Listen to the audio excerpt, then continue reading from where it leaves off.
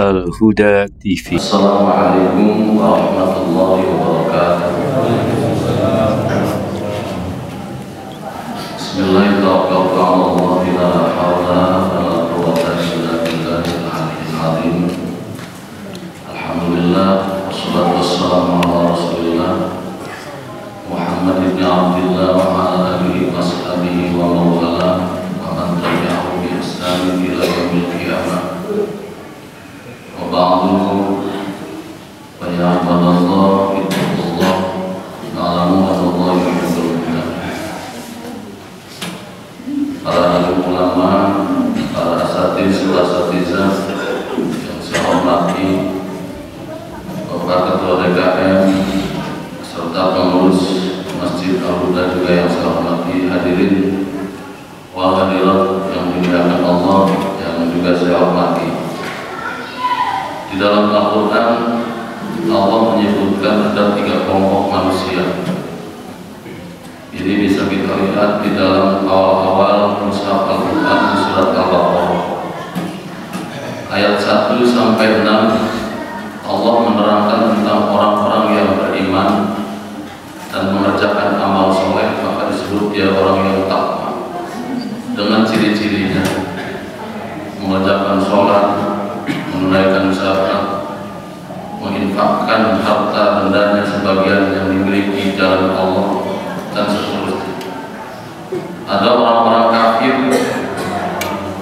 yang dia tidak akan mampu, tidak bisa menerima kebenaran, diajak atau tidak diajak untuk beriman kepada Allah, tetap saja dia dalam keadaan kufur.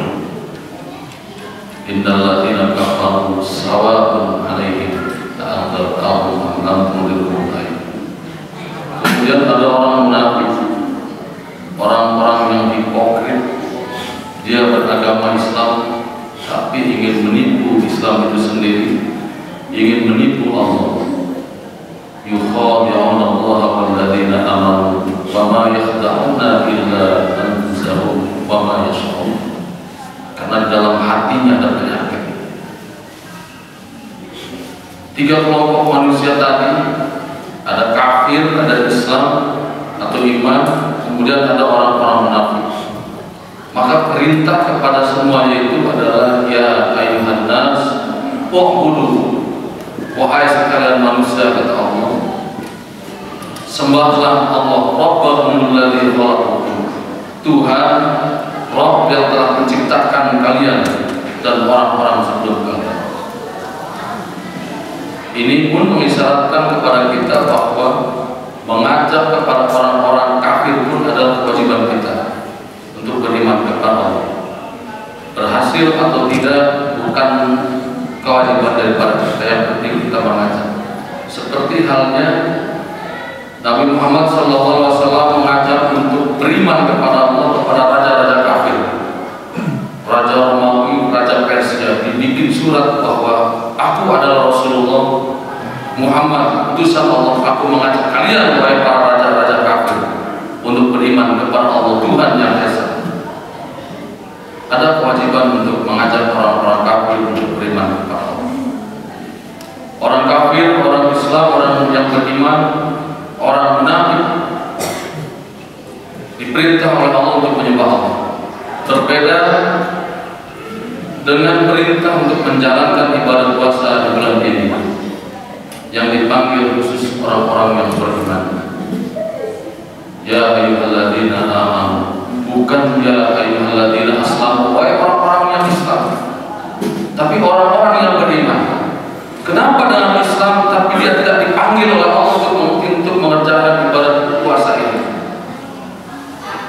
Kita bisa lihat di dalam riwayat At-Tailami, khamsun yuftirna shaum, 5 perkara yang dia merusak, menggagalkan, membatalkan nilai puasa kita. Pertama, al-kadhib, orang yang suka berdusta, dusta sana kemari, berbicara selalu bohong. Wal ghibah, dia orang yang senantiasa menjelek-jelekan orang lain dengan lidahnya, dengan mulutnya. Wan namimah, orang yang selalu bikin onar, dia bersalah tapi tidak mengaku, malah menyalahkan orang lain, mengadu ke sana kemari.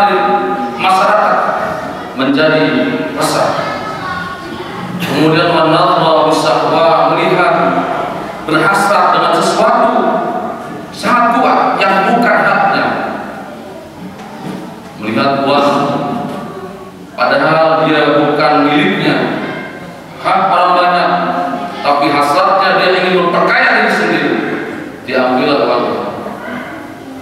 Kemudian wal yaminul kadzibah, menjadi lalat merah, tukang sumpah atau janji palsu. Itulah hal-hal yang bisa membatalkan, merusak ibadah puasa kita. Dan itu adalah ciri-ciri orang munafik, orang Islam yang tapi dikatakan orang-orang munafik fidaril asfali minan nar. Mereka orang-orang munafik itu orang Islam yang dia ingin menipu Islam itu sendiri, ingin menipu Allah Subhanahu wa taala, maka ditempatkan fidaril asfali minan nar, di tempat yang paling bawah, di kerak neraka. Nauzubillah min dzalik. Ada riwayat yang lain, sittatu asya tuhbitul amal, 6 perkara yang akan merusak amal ibadah kita. Al-istiqaru bi uyubil khalqi, dia satu mencari-cari kesalahan orang lain. Ada peribahasa, gajah di depan mata tidak kelihatan, sedangkan kuman jauh di seberang lautan kelihatan.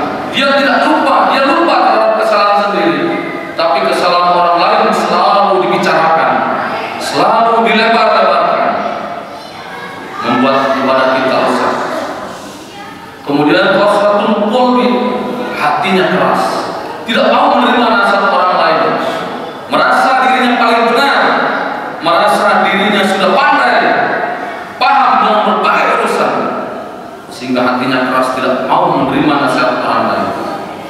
Hubur dunia, cinta dunia berlebihan, tidak peduli ketika diingatkan, baiklah, kenapa engkau terus menerus meraih dunia ini dengan meninggalkan berbagai macam amal ibadah demi dunia? Diingatkan, dia tidak akan mempan, tidak akan membekas di hatinya.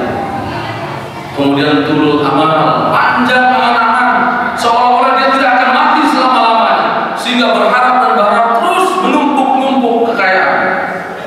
Panjang angan-angan. Kemudian waqilatul haya, sedikit mempunyai rasa malu. Tetangganya pada masjid, tetangganya mengerjakan ibadah puasa, dia di bulan Ramadan tidak pernah puasa dengan terang-terangan. Sedikit rasa malu, artinya tidak ada keimanan di dalam hatinya. Kemudian wallahi billahi terus menerus berbuat kezaliman. Ini pun adalah ciri-ciri daripada orang-orang munafik. Maka orang munafik ketika diperintahkan oleh Allah untuk mengerjakan ibadah puasa, sudah dipastikan amal ibadah puasanya dia tertolak dan tidak akan bernilai di sisi Allah Subhanahu wa taala. Maka hanya bagi kita orang-orang yang beriman inilah yang dipanggil oleh Allah untuk mengerjakan ibadah puasa di bulan Ramadan.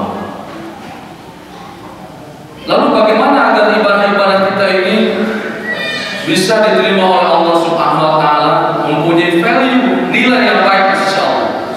Dari rangkaian surat Al-Baqarah ayat 183 yang memaparkan tentang ibadah Ramadan, di dalam penggalan ayat 186-nya Allah berfirman, "Fal yastajibu li wal yu'minu bi la'allahum yarshudun."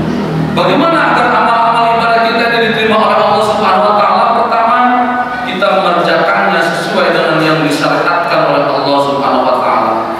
Ada orang yang berkata, kenapa harus berlapar-lapar? Kenapa saya harus berlapar-lapar sedangkan saya dalam keadaan bekerja keras? Sehingga dia misalnya berbuka tidak sesuai dengan yang ditentukan oleh Allah. Jam 12 siang sudah berbuka puasa. Menurutnya hal ini adalah sesuai. Nah, yang demikian inilah dia mengerjakan amal ibadah tapi tidak sesuai dengan syariatnya. Mengerjakan amal ibadah disesuaikan dengan perintah Allah Subhanahu wa taala. Tidak cukup sampai di situ. Ketika amal ibadahnya benar, syariatnya benar, tapi satu lagi kata Allah, wa yu'minu bi, maka berimanlah kepadaku. Artinya amal-amal ibadah itu harus diniatkan lillah, ikhlas. Di dalam Al-Quran yang dimaksud ikhlas adalah digambarkan seperti di dalam surat An-Nahl ayat 66. Wa fil an'ami wa minal a'lam, dan di antara binatang-binatang ternak itu ada tanda-tanda bagi kalian wahai manusia. Mimma fi butunihi baina farthi wa damin labanan khalisan sa'ighal syaribin. Jadi binatang ternak itu ada pelajaran bagi kita. Bagaimana agar kita ini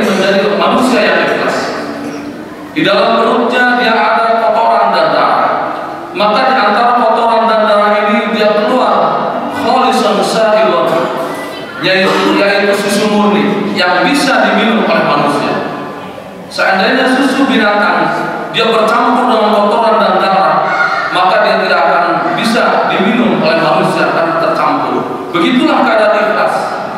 Ketika amal-amal ibadah kita ini bercampur dengan sesuatu seperti riya, takabur, sombong, ingin mendapatkan pengaruh, ingin mendapatkan value yang di mata manusia, maka hal itu yang menjadikan amal ibadah kita rusak, tidak ikhlas, tidak semata-mata karena Allah. Al-ikhlas wa tajridu qasdut taqarrubi ila Allah an jami'il mawahibi. Maka keadaan ikhlas ini kita harus menjauhkan niat-niat yang buruk selain niat daripada amal ibadah kita ini semata-mata karena Allah. La'allahum yarshudun. Ketika kalian wahai manusia kata Allah mampu mengerjakan amal ibadah dengan yang disyariatkannya, kemudian dalam keadaan iman, dalam keadaan ikhlas, la'allahum yarshudun, maka amal-amal ibadah kalian itu akan mendapatkan nilai pembenaran di sisi Allah Subhanahu wa taala, mendapatkan balasan yang baik, balasan yang akan mendapatkan datangnya ridho Allah Subhanahu wa taala. Barakallahu li wa lakum wa lakum minkum. Wassalamualaikum warahmatullahi wabarakatuh.